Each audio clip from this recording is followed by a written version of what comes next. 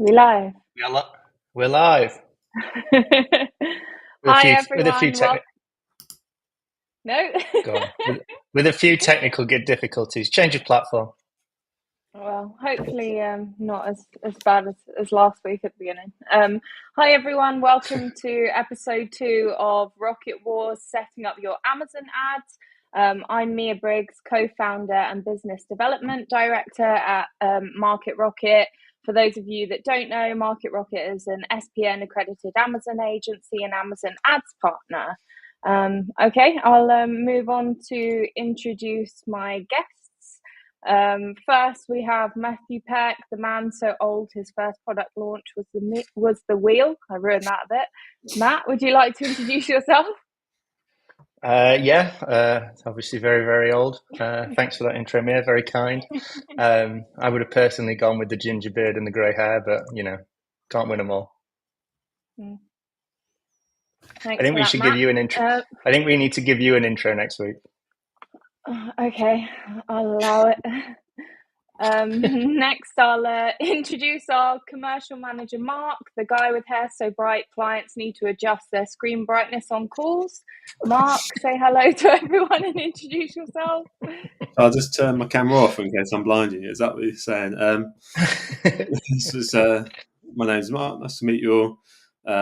And yeah, happy to be 1-0 up in the series and looking to make it 2-0 early. Yeah, I hope you're going to give us a bit of a recap of last week, Mia, and my unjustified loss.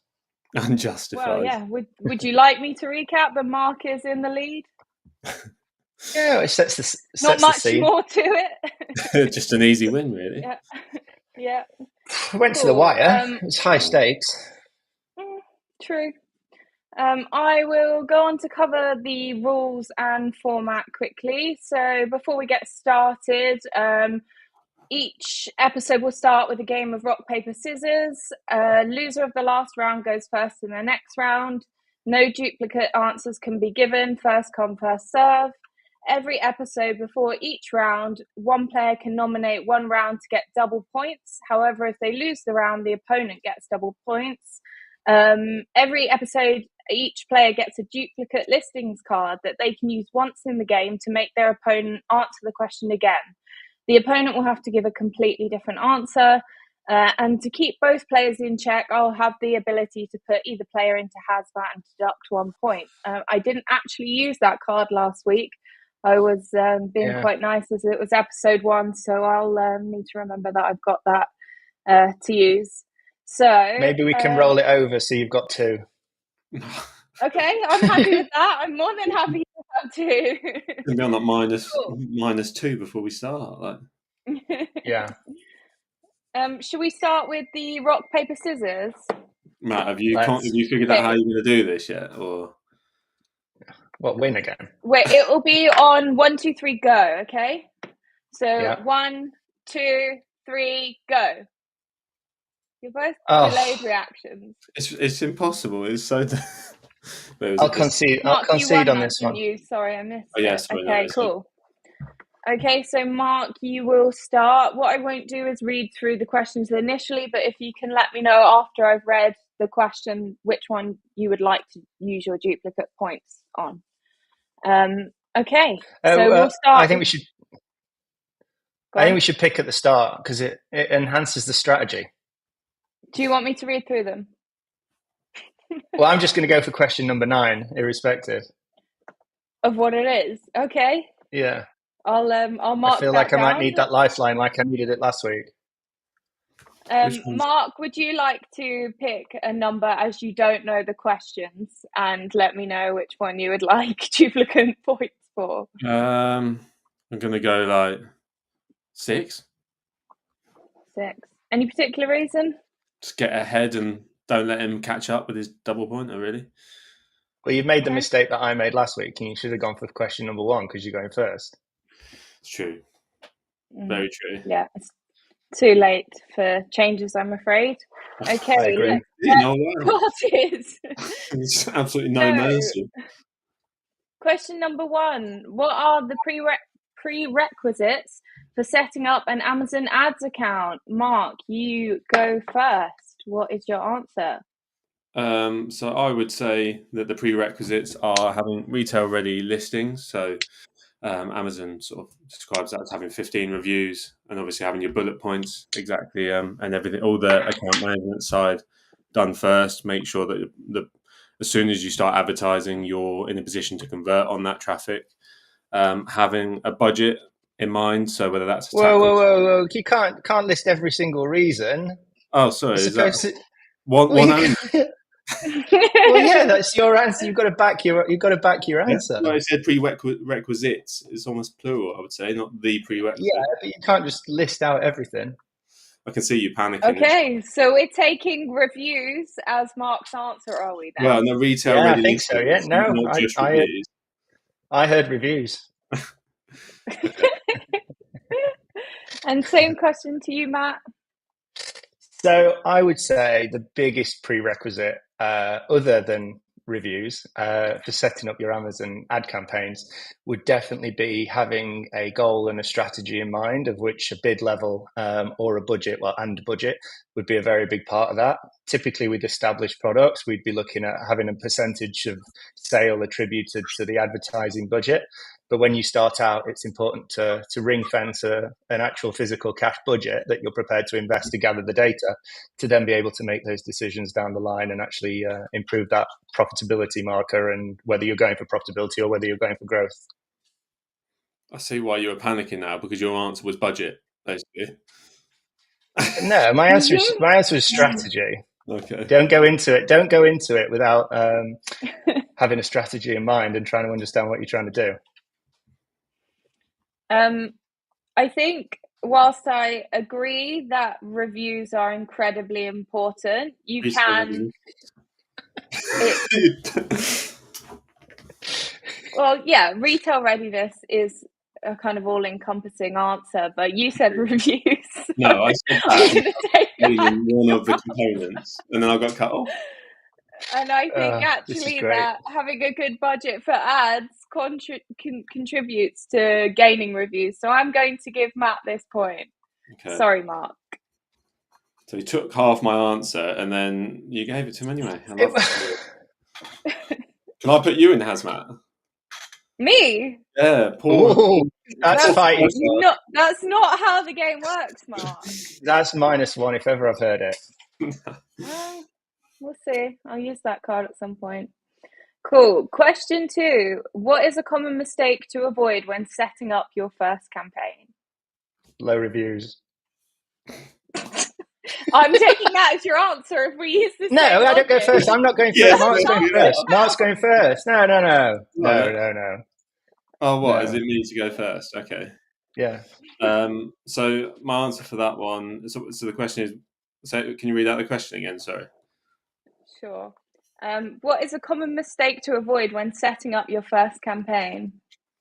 So for that, I would say not fully understanding the products that you're selling and why, putting yourselves in the sort of shoes of the purchaser and exactly why they might buy it before setting up your campaign strategy. So the most important thing is to understand your product before you even think about setting up your first campaign. And sometimes people just set up a campaign and go. That's true. Thank you, Mark. Okay, Matt, what is your answer? Undeniably true. I would say that the biggest mistake that I have seen with regards to people setting up their first campaign would definitely be bid level. In theory, bid level differs from budget massively, obviously, because in theory you should have an unlimited budget, but be at a certain bid level that is actually sustainable and means you can get through the day. But if you go in too high with that initial bid level, then, if you work on a basic kind of return of like 10 clicks for one sale in the early days, and half your sales at least are going to come from advertising, then that initial bid level needs to be essentially a tenth of whatever it is that you can afford. So if you can afford to spend £1 to get a sale, 10 clicks, 10 pence per click, then that's what you need to be going in with. And people don't give enough consideration to that at first and actually fly through their budget because the targets are unproven. So I would say bid level is the number one thing that's the most important to check before you get going. Okay. Both important and valid answers, but I am actually going to go with Mark, and the reason being is that bid level would matter dependent on what you were targeting specifically, which sort of falls into Mark's answer of understanding who your consumer is to sort of structure the campaigns. But I'm open to feedback on my how is that? Bid process. level is not dictated by knowing your audience. No, it isn't. But if you had poorly selected, say, keywords, and then it almost wouldn't matter what your because you could have good keywords, but the bid level's too high. That you think it's more important to have a good bid level than a clear strategy?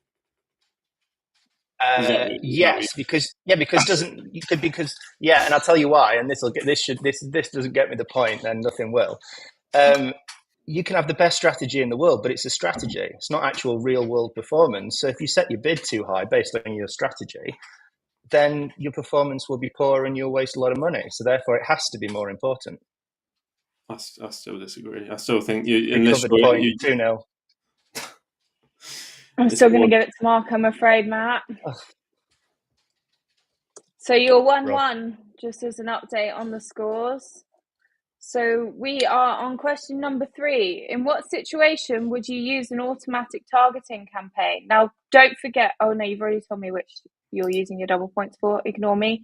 Mark, you're first. I think Matt's first because he took the L. Oh yeah, sorry. Yeah.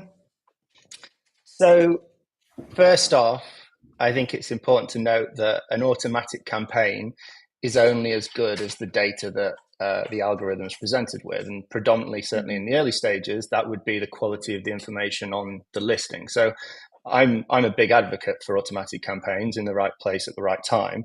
But the number one reason why I would use them, which I think gets overlooked, is setting up ads can be time consuming and it can be risky and it can be scary, especially at the start. And so it's time constraints. If you can actually, certainly if you've got a larger catalog, you can actually use automatic campaigns very effectively, as long as the listing quality is good, to actually get some good data, put it in at some low bid levels and actually get some good returns. So I would say time constraints. Yeah, I agree that I think that obviously it is a very time efficient way of getting an instant return. But for me, the key sort of reason that I tend to use automatic campaigns and where I think they're the strongest is keyword harvesting. So that also brings in seasonal and trending keywords. So for example, if you don't have a campaign set up for every single season, every single eventuality of something, or even just a fad, a trend that's happening at the moment, you might not necessarily always have the exact keywords that you need in every single campaign. Whereas in auto, Amazon can do that sort of work for you. You can then find out what search terms people used to buy the products and then move those into your manuals and start to micromanage them. So keyword harvesting and understanding exactly what people are using to buy your products is what I would say. Okay. Both very good answers. I think in context of the episode, which is setting up your Amazon ads, I think seasonal keyword harvesting would probably be a secondary action. So for that reason, I'm going to go with Matt for obviously I agree with you, Mia. Time management, initial setting up auto campaigns. So Matt, I'm going to give you that point. So we are currently 2-1 to Matt. Cool. Feeling good. So, question number 4. What is your favorite type of defensive campaign and when would you use it? Can we clarify on this before the question? I think this should be more strategy, not like the actual physical type of campaign, because there's only a certain amount of campaigns, and so it would be more why you would do it. You've changed. Now I don't even know what the question is. The question is, what's your favorite type of defensive campaign? Right, and then what was if you just say? I want a campaign. I want to know a type of campaign and how you would use it, which can encompass the strategy. All right. So I'll give my campaign and then why I would use it. Right. So Sponsored display, all product targeting. So that's where you target your own products from a defensive point of view. Literally my trademark campaign. Look, hey, you have to learn somewhere, but I knew that would be your go-to as well. And sometimes you play the game. What is it? So sponsored display, product targeting, all views. So you're blocking out competitors from. So just for context, sponsored display can appear underneath the buy box, underneath sort of where it gives you a recommended product, and everywhere like that. So it allows competitors to sort of pay for real estate on your listing from potentially a very qualified audience because they've already clicked through to your product. Allows them to sort of infiltrate and try and take the sale away from you. So blocking that is extremely important. So that is that the audience which I know is on my listing is around the buy box. They're going to be the most relevant audience. I want to block competitors from being able to achieve that space. Thank you, Mark. And Matt, what is your second favourite defensive? So first off, I think it's important to understand at the end of the day what a defensive campaign is for. And ultimately, a defensive campaign is not a campaign that in an ideal world, you really want it to be clicked. Obviously, every click on Amazon comes with a cost. So the last thing you want to do is use your own products against your own products to incur more cost. That being said, the most logical thing to do would be to use sponsored display, which comes higher on the page. So is obviously visible to more people than sponsored products because it's higher up the page and doesn't need a scroll. And the reason that you would use that, so therefore my favorite type, would be to combat the problem and use high profitability SKUs versus low profitability SKUs. So if you are going to pay for that click against your own product, at least it's going to hopefully be for a conversion on a higher profitability product than a lower profitability product, which the consumer started on. So it's the same campaign. I said sponsored. No, it's a completely different answer. It's sponsored display. Exactly what? Am I wrong? Or did I miss it? You said sponsored products all be all. I didn't. I said sponsored display, product targeting, all view. So you can sponsored product higher. My answer is high profitability versus low profitability. Oh, have we got a bit of an overlap here? We do. I can't lose that. What, for not understanding what my answer was? You know that you both have a duplicate listings card, so you could have used that to get Mark to say a different answer. Well, we don't know who's won yet, do we? You can't use it afterwards. Yeah, that's the whole point of it. That's the whole point of the card. No, you can't use it after you know who's got the point. Yeah, that's why you use it, to get someone to say another answer if they've won. I'm not going to use it if I've won the point against Mark. No, which is what I'm saying is, forget it. Okay, to be fair, Matt, I will give you that. You probably don't. I do think it's obviously very important to protect your own listing real estate, but there is value in the profitability argument as well. So you just expanded. I think the real point for takeaway is don't use low profitability SKUs against low profitability SKUs. So therefore, you incur a click and make no or little margin, which we would both agree on. Yeah, I suppose unless you had a limited catalogue where the only other products within your portfolio were lower margin products and you just wanted to protect your own listings with other brand products. But cool. There is a case to say that you should always have at least some form of defensive campaign in there, even if it's a very low bid level, because obviously that bid level is then going to push your competitors up. So even if you make no impressions, at least you're costing your competitors more in value than you would if you just had no campaign set up whatsoever. Yeah, true.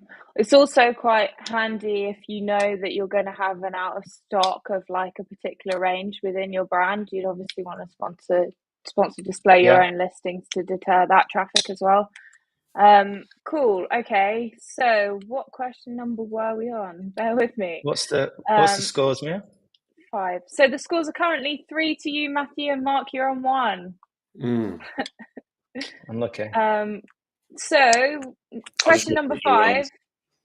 What is your favourite type of offensive campaign, and when would you use it? There's quite a few to choose from. I would probably say, for me, I like using, again, sponsored display for the same reasons that I gave in the last question, which is I want to be appearing as close, sort of in a position for an audience which has already been qualified by and paid for by my competitor. But I'm going to do sponsored display, product category targeting, but I'm going to refine it so that I'm including products that are more expensive than my own with worse reviews. So essentially, I'm not necessarily just going to go for the big hitters with all the traffic in the as like sort of for my first campaign, because obviously this is your initial setup. I'm not going to go for the top competitors. I'm going to go for products which maybe are a little bit easier to target, more likely to have high conversions on, and I'm going to go and take their already pre-qualified audience. Basically, that's my goal. I'm going to go a bit off piece then. I'm going to say that my favorite type of offensive campaign would be looking at associated products and actually taking my products and going out of my subcategory. So just as a very crude, pure example, if people are looking for a toaster, they might also be looking for a kettle. And I would try and start to use my products to go into different subcategories and start to get data on more of a kind of upper funnel, wider net with regards to targets and looking at different subcategories and volumes other than doubling down on my own product, own category. So my challenge on that would be, in the context of the episode, which is setting up your first campaigns, you would go for a very, I think we can both accept that when you're going outside of your category, it's more expensive, right? Very, very low bids. I should have qualified. Okay, but then you probably won't get much traffic. So it's going to be more expensive to target, typically. But if you're setting up your campaigns, then you're going to look at all the basics first up anyway. Expensive one. Yeah. It's getting heated. I do agree with Mark. There's no right answer here, actually. It's just, unless, well, you need to decide. Do you know what? I changed my answer in my head last minute, and I'm going to actually concede. I'm going to concede that one. Okay, Mark, you get I was going to say that I actually agree with Mark's answer, and that was actually what I was going to say, that you would target products with a worse offer than yours. So whether it's price, reviews, MFN, stuff outside the top 50, top 100, try and hoover up that market share with your product offering is 100% the answer to this question, definitely. No, I respect the only other thing you could do is do like sponsored product manual targeting on your competitors' brand names, purely to get some data and see like what your conversion rate is against them and sort of test it for further product research and brand research. But yeah, Mark's is the best answer to that one. Agreed. So that brings the scores to Matt 3, Mark 2. So very close. The problem is here, I've just won the one which leads into question 6, which gives you the double points. Have you thought about that before giving me the point? So now you get to lead in my double points question. No, I didn't think about that. He's playing, what a game he's playing. So question number 6 is, how would you differ in your setup approach to advertising if you were selling a TV versus a protein bar? So I would differ my Amazon advertising based on if I was trying to sell a TV versus a protein bar, 100% around my audience and the fact that it's a one-off purchase versus a repeat purchase. And that would directly impact the targets and at what level I'm going into at a bid level. So with the example being is that bought in the last 30 days would be a very good audience for a protein bar, because people who buy protein bars might well then buy your protein bar in 30 days because they've run out. But people generally, unless there's been an accident, don't buy a TV twice in 30 days. So that's how I would differ. And I think it's important to note that, from a protein bar perspective, you can use it as a loss leader potentially, especially if you've got subscribe and save on there, and you can now target through brand tailored promotions, repeat customers. So there could be a lot more long-term value there than with a TV that is probably just going to be a one-off purchase. Agreed. Cool. So there are some bits of probably my answer which would also support some of what you said there, because that's the way. But I think there's some different points I want to make as well. So I think first and foremost, the difference between a TV and a protein bar is one's consumable and one's a non-consumable. Like Matt says, you're not going to buy multiple TVs, so that has quite a big impact on necessarily the lifetime value of a customer. So I'd be much sort of more accepting of a higher ACOS on, let's say, a protein bar than a TV, because I know that the chances are I can get them to buy again, and they're going to be repeat purchase there. Where a TV, I need same answer. Yeah, I'm getting to other points, but essentially, what I'm trying to say is, I'm always going to focus on low ACOS, obviously with the TV, but the main thing is the types of campaigns you set up are going to be more upper funnel with a TV, because it's going to be more of a considered purchase. It's going to take more time. That people aren't necessarily going to impulse buy a TV, so you need to get them with things like sponsored brand video, and try and raise the awareness of the product more than necessarily just focusing on a conversion. Sponsored products top of search, where you might get more impulse buys. So upper funnel versus lower funnel campaigns, I would say, on this one.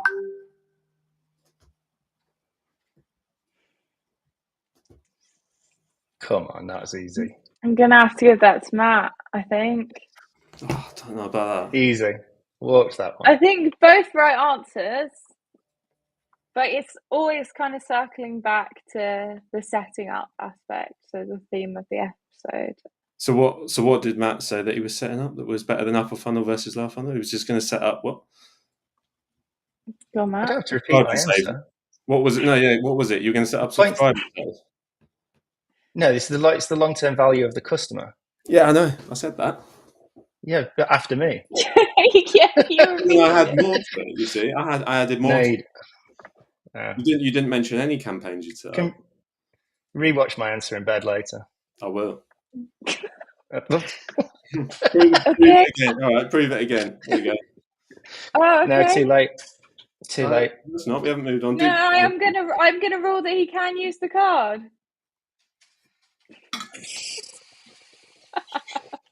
This is the game, Matt. It's the game.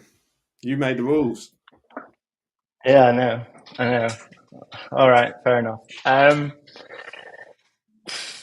The differences between setting up advertising for TV versus protein bar that's not already been said. Oh.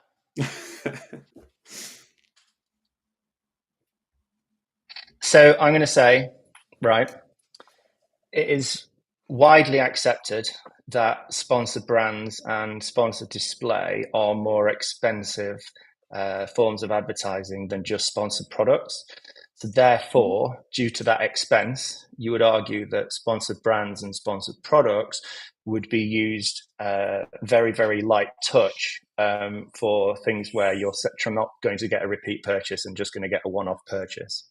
And actually the value would be gotten back through long-term brand awareness, which you would only get through the protein bar and not necessarily through the TV. Yeah, I disagree. That's good. That's good enough. It's an answer. Don't think it's right, but yeah, of course it is. I think it's right. I just think of course it's right. Having just prove it again. Prove it again. Yeah. But having just bought a TV myself, I didn't just go on Amazon and type in TV. I did a load of research on it. I watched a load of videos, but that's just me. Yeah. I don't know what you're trying to do. So remind me what... I don't know what your point is there. My point is that I wouldn't just go on Amazon and type in Samsung TV, or I would have already done... It's a good job this is all about Amazon then. No, but I wouldn't just go in and type. Well, yeah, that's what we're talking about. I wouldn't go on Amazon and just. I would go on. I'd do a lot of research. So having the things like the video campaigns are really important, not just light touch. No, because you're saying that you'd watch them off. Anyway, points are mine. So remind me what happens with the points on a duplicate listing. So I get double points for that. So I'm basically done. Okay. So that puts No, you not on 5, necessarily. Matt, and Mark, you're on 2. I think so. Yeah. Okay, Salty. number He's 7. a bit salty as well. Yeah, very salty today, No, Mark. no, Are you okay? Yeah, I'm absolutely fine. Number 7, you are launching a new brand on Amazon with no sales history. How do you best start to build brand awareness? Am I first, this one? So for me, again, because you don't have, no one has any knowledge of your brand at this point, I would focus on the graphics and the content that I can do, which highlights any USPs of the product. And knowing that sponsored brands appears at the top of search, that if we're winning that more often than not, that we're going to be showing to a lot of people and highlighting the sort of exact benefit, the USPs of the brand. At that point, that's more important than anything else.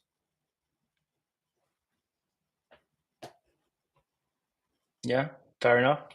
I would say that when trying to build brand awareness for a new product and I assume a new brand in this context, I think it's very important to note that it is not the job of an advert to sell the product. It's actually the job of the listing and the conversion of the listing to actually sell the product. So I think it's very important that any creative, which I think we're talking about, because otherwise we're just talking about standard product advertising. So sponsored sponsored display banners need to convey that brand image and need to convey the rest of the range as well, ideally, unless it's a one product SKU, because that's what's ultimately going to build that upper funnel activity that we're talking about and build brand awareness and then result in a considered lower funnel purchase at some point in the future.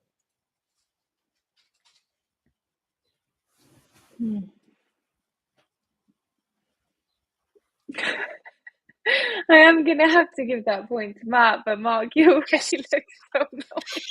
No, it doesn't matter really, does it? At this point, I'm done. You always answer second, so you're always just thinking about his answer. No, it's just, I'm in a bit of a rut here, and I can't get out of it. So there you go. Don't think any of them.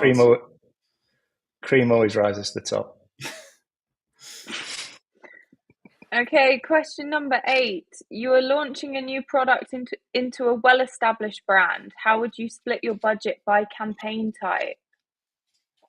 That's quite hard to be like that, to give like a real breakdown of a full campaign strategy, but obviously you need a massive focus on one. If you've already got like a really good brand, people are searching for you. You need to focus a lot on brand and defensive campaigns to make sure you're capitalizing, you're blocking out any competitor activity. That doesn't mean that would be my primary focus. I would still put maybe 40% into general keyword targeting, 30% into branded, 10% into defensive, 10% into maybe competitor targeting, and then 10% into sponsor brand awareness. So it's just, I would put more emphasis on branded for something like this and defensive than something like a startup, which doesn't have any brand awareness. It's the simplest answer I can really give without just rambling. Thank you, Mark. So, okay, Matt. So I would, in the context of launching a new product into a well-established market, I would very much focus the majority of my budget on the longer tail keywords. It's been brought up a few times in different contexts in previous answers, but you really don't want to just go after protein bar, which might have a £3 bid level associated with it. You want to go in for high protein, low carb, whatever long tail keyword is that is appropriate to your product. So therefore, you try and hoover up that market share, which is then obviously going to give you more sales, which is going to increase your sales rank and bring in the organic, and then your budget's going to be greater from a TACOS point of view to go back into going after those bigger keywords and those more saturated bid levels.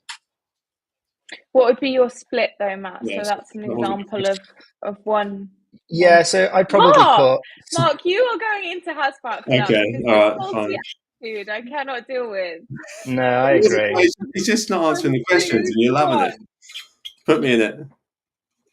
No, because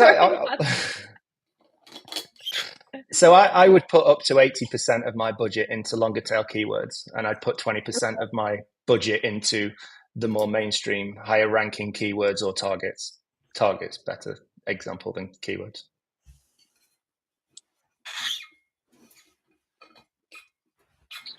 Okay, I suppose so. The answers there really are majority into branded keywords versus longer tail product specific keywords. And can I just point out that we're launching a new product, so branded keywords might have zero well-established brand is what it was, not well-established market. Yeah, the question is well-established brand. You it wasn't well-established market, which is what you based yours around. Oh, I misheard the question. So I lose by default. I'll take it, man. I'll take it. That being said, if you were putting your budget into branded search terms, 30%. would you not then be deterring existing traffic from your listings to the new listings anyway, as opposed to actually increasing the overall traffic by looking at more niche search terms that would be additional to I put the majority products already associated with your branded. So my answer was I'd put the majority into general keyword targeting, but I would have more of a focus on branded than if it was, say, a startup, is what I said. 40% general keyword, 30% branded, and then other stuff is like competitor targeting, 10%, stuff like that. So I'm not saying I'm going to give you that. Can I add to it? Now I understand the question. Now I understand the question fully. The answer has to be that you would actually put it into defensive campaigns, because if you've got a well-established brand with a lot of traffic, then you want to introduce that new product to your consumer who is already on your product listings to either upsell or cross-sell to. That has to be the answer. Well, that's part of an answer, yeah. I'm going to give it to Mark because he understood the question first time around and it was a quick, concise answer. But keep in mind, he lost a point a minute ago, so he's just really re-leveled himself. So currently the scores are 6, Matt, and Mark 2. So the next question number 9. What campaigns would you use if you had a 5 ASIN brand and 1 ASIN was 80% of your revenue? This is a good question, actually.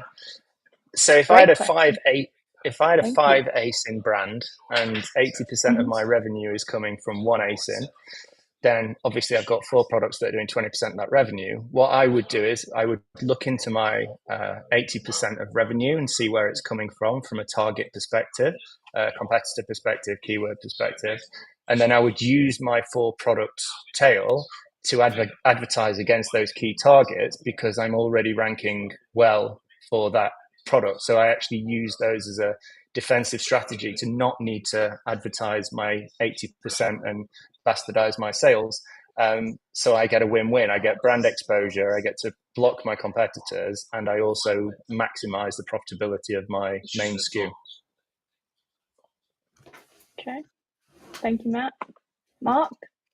Yeah, no, it's one where you can definitely choose not to advertise your main product if you choose. I would choose to advertise the 80% product. I still think that if it's proven that if it's 80% of your sales, it's proven that it's driving most of the traffic. I would then try and use that traffic to then funnel traffic towards my other listings. So I wouldn't stop advertising my 80% product and I would absolutely put as much spend as it needs. I'd do the full complement of campaigns for the 80%, but then I would target that with other products in my catalog and try and use that traffic to drive more traffic towards other products. So that might mean things like setting up the variations in a certain way. I know that's not necessarily advertising, but setting up the variations to drive the traffic. But even if it comes down to sponsored display and targeting that product to make sure that everyone's aware of all the new products that you're launching and not just that one. I'd also maybe set up a store spotlight using the hero image of the main product to try and drive them towards my store. As obviously you'd need to have a good brand store set up, but then that then drives traffic to all of your products and not just one. But sort of to shorten the answer, I would use the traffic from the 80% product to grow and to use that to drive traffic to my other listings. I agree with Mark on this one. That was a great answer. Given I've got such a big lead, I'll let it go. Yeah, you're still good, don't worry. So just to recap, the scores are Matt 6, Mark 3. Now the final question, do we want to add something to this to make it a bit more edgy or not so much? No, it's fine. Okay, I was going to give you a chance to try and I know, but I'm claw something back. It's all good. Oh, that was a double. That was double. That was my double pointer, and I'm going to say prove it again. Oh, so we've already moved on, haven't we? Well, you can't have you can either have the double points and prove it again, or you can't have either. You could draw if you win this and win the last question, Mark. So you want to prove it? Yeah, you've got to prove it again. Right. So we've gone. So I guess the only other way that I'm going to attack this is to. Hopefully, it depends on the brand and the products. So I can't know all of these things without it. But I'm hoping that in our portfolio of products, we have a similar theme, and we're targeting similar consumers with all of our products. It doesn't have to be the same, but like, let's say our overall goal is gut health. We might have one product that does that, another product that does it in a different way. I would retarget. I'd use retargeting from my hero product. So I would use my hero products retargeting to then look at people that have purchased in the last 60 days, use sponsored display then to target it with my other products to try and increase the order, sort of the value of a customer. So they might not just buy that one, they buy another one of our products as well as opposed to just a one-off purchase of the hero product. It's a good answer. I'm going to give you that. It's a very good answer. I don't mind taking that one. Double points haven't worked for either. So that now brings Matt, you're on 6, Mark, you're on 5. Mark, if you get this next question correct, then it's a draw, and if it goes to Matt, then Matt, you are today's winner. So the final question number 10. If you rank organically on page 1, do you need to advertise against that search term? I think everyone would agree that you do need to advertise. So I think we both need to give a better answer or strategy than yes, because it's not very fair, is it, for me to go first? Because you do need to advertise. There is no doubt about it. The real question is how you advertise and what you advertise. And I actually really strongly believe in what I said to the last question, to be perfectly honest, and it may be more appropriate to this question, is that if you are ranked, very highly, let's say 5th for a particular keyword, then you want to use the rest of your tail to protect from competitors, as long as they're an associated product and it's going to work with the target. So therefore you protect and actually divert organic traffic to your listing, because in theory it's going to be the better offer than the products that you've used to block and defend against those competitors. So yes is the answer. You do need to still advertise, even if you are ranking organically. At the end of the day, it's all about taking market share. And if you don't appear on the first set of results in some way, shape or form, then a competitor is going to take a percentage of that market share from you. So you have to do it, but you can be smart about how you do it, and you don't just necessarily put the product up there twice. Okay. Thank you, Matt. Mark? Yeah, so I agree with Matt that I do believe that you need to advertise, even if you're ranking really high, you're number 1 organically, you still need to advertise. The reason for that is the top 4 spots are, and have been for a long time now, the sponsored ad spots. So if you're not appearing in that, you give the opportunity to competitors to move in on your territory, to steal market share. And once you lose that top organic ranking, it's much harder to get it back, and it's much more expensive to get it back than it is to keep it, because you lose your relevancy to an extent. So once you lose your relevancy, it's very hard to maintain that position, and I'd rather just protect it in the first place rather than spend a fortune to win it back once I've already lost it. In terms of what I would do on that, I would probably try and take another product in the same variation and target that product, because it's always going to be the best seller necessarily that appears as the face image when you're sort of from Amazon. So it's always, the one with the Amazon's Choice badge is always going to be the best seller. We can still have similar products that maybe won't ever be the face or the one that gets all the traffic. So if we can use that, then you're sort of still getting different products as coverage. It'd be similar product, but a different product, so it's not exactly the same. I think we're creeping into answer copy. Do you want me to go a different answer, even though I don't believe it? Well, me as the host. No, yeah. I guess the alternative to that is you could argue that seeing the same product multiple times quickly in search does reaffirm sort of the reliability of the product and gives it some weight. So it depends. There's different answers for different scenarios, but it's hard to say the perfect answer. I'm going to give it to Mark.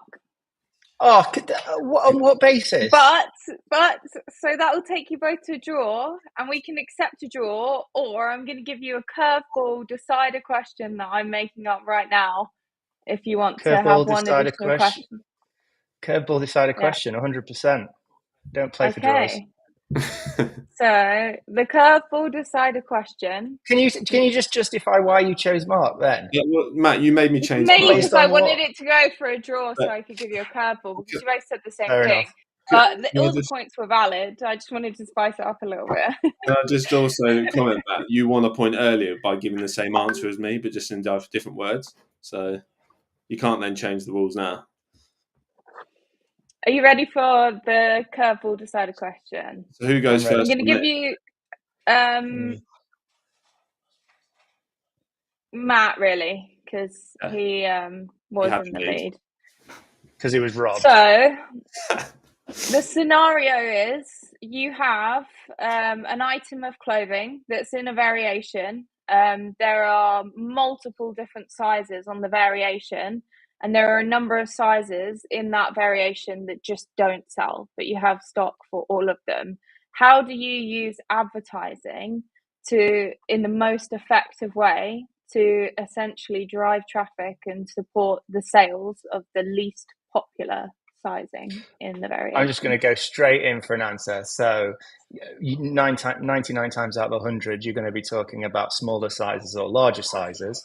So what I would do is I would find targets, keywords that are small dress, large dress, and just use those variations, those child ASINs against those specific longer tail keywords, so that we're targeting people who are looking for the niche type of product. So like big shoes for big feet, as an example. Okay. But it wouldn't be appropriate to the normal sizes because it's just a normal size product. I don't believe there's a better answer to it than that. There's no other way that you can. Realistically, what Matt is also saying is that these are very specific products. And when you're talking about sizes, it's only going to fit a very specific audience. So you need to make sure you're targeting that specific audience with the keywords. So I'll give it to Matt in this. There's no other answer. So the alternative answer that I would have accepted would have been product targeting against competitor ASINs of exactly the same size, as opposed to just talking about keywords. I would have accepted. I know you're fair play. I didn't think for that. No, it's a good shout.